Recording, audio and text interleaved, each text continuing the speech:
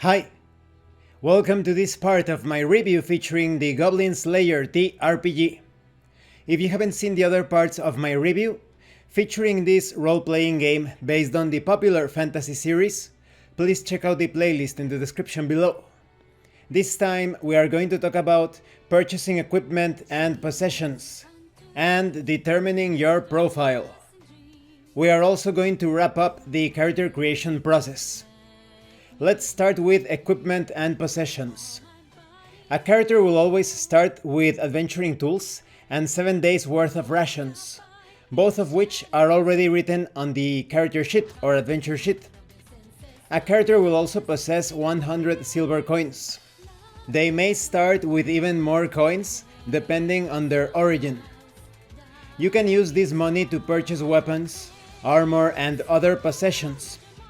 It's also important to note that if your character has a spellcasting class, there are items they will need to be holding to use their spells, or ones that provide a bonus to your spellcasting.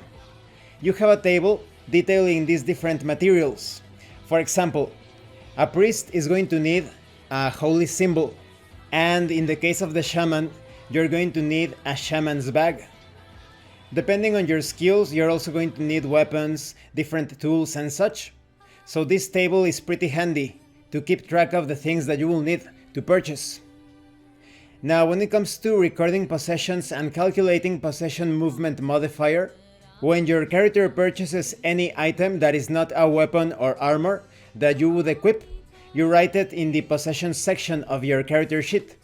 Some items apply movement speed penalties while you have them.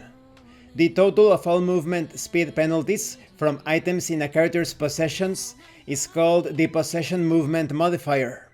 There is a section in the armor heading of your character sheet to write this down. A character possession movement modifier plus their armor's movement modifier is the total penalty to their movement. A character's movement speed may go down significantly if they are carrying a significant number of items. It's very handy that this subsection includes 2 sets of equipment for each character class. So for example, in the case of the fighter, you have a set including short sword, leather armor, round shield. There's also another set which includes an eastern saber, leather armor, healing potion. So depending on the sort of character that you want to play, you can get started right away. You just choose one of these sets of equipment depending on your character class or classes. Now, when it comes to determining a profile, this is pretty basic. It's similar to the simple character creation process. That is, you use that table to determine some details about your character's background, but you also write down the name, the age, the gender, the color of your eyes, of your skin, of your hair. You can decide anything that you like.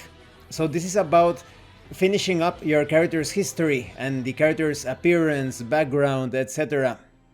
There's even information on how to create high-level characters. If you don't want to start as a typical porcelain adventurer, you have all the information here to start out a bit more like a veteran of sorts. It's also excellent that they include a complete character creation process example at the end of this section. So even if something is not entirely clear when creating your character, just take a look at the example and everything will become clear, quite easy to understand. This concludes this part of the review. In the next part, we are going to start taking a look at the rules of the game. I am very impressed with this character creation process.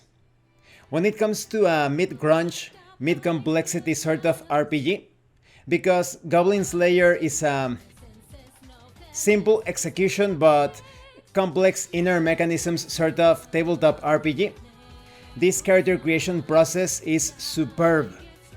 They include a simple character creation method based on templates. You have the entire process laid out step by step, with many examples along the way and explanations, tips and advice, and a complete character creation process example at the end. So this is one of the best character creation processes that I have seen in my RPG career. It's easily, perhaps, in the top 3, top 5, top 3 when it comes to mid-crunch role-playing games. It's very easy to understand, and there is enough depth to the character background, while at the same time you determine those mechanical factors or elements that will allow you to interact with the game world. So a magnificent character creation process altogether. Thank you for watching this part of the review. If you have any comments or questions, please let me know. And thank you so much to those of you that have been supporting the channel by sending drive-thru RPG gift certificates. If anyone else wants to further support the channel, the information on how to do that will be in the description below. Once again, thank you, and see you later.